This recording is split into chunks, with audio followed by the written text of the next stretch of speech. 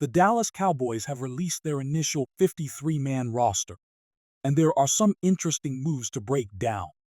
Before we dive into the roster cuts, I want to encourage you all to subscribe to our channel if you haven't already. The Cowboys are not done making moves, and there will be more to come in the near future.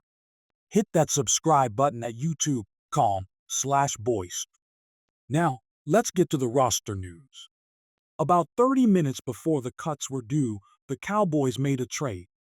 Tight end Peyton Hendershot, who was reportedly going to be waived, was instead traded to the Kansas City Chiefs. Dallas received a 2026 seventh-round pick in the deal, which will convey to the Cowboys if Hendershot is on the 53-man roster for 5 games or the active 46 to 48-man roster for 3 games this season. It was a smart move by the front office to get something in return for a player they were going to release. As for the players who were waived, the list includes some names we mentioned yesterday: Nate Peterman, Deontay Barnett, Cam Johnson, Ayla Kohler, and Cole Christensen. There were also a couple linebackers cut, including Jason Johnson and Willie Harvey Jr., who was a bit of a surprise.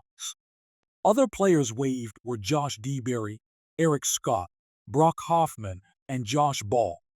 One move that stood out to me was Matt Waletzko making the roster over Josh Ball. That was a bit surprising based on their on-field performances. Waletzko could be claimed off waivers. Dakota Shepley was also released and is free to sign anywhere.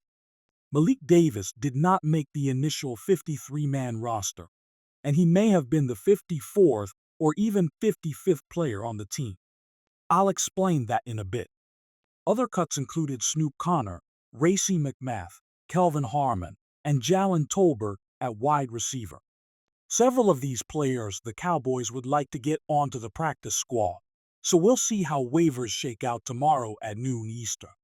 One final note: Denzel Mims will be part of the International Player Pathway program, while Josh Butler and Comer Hall also did not make the roster.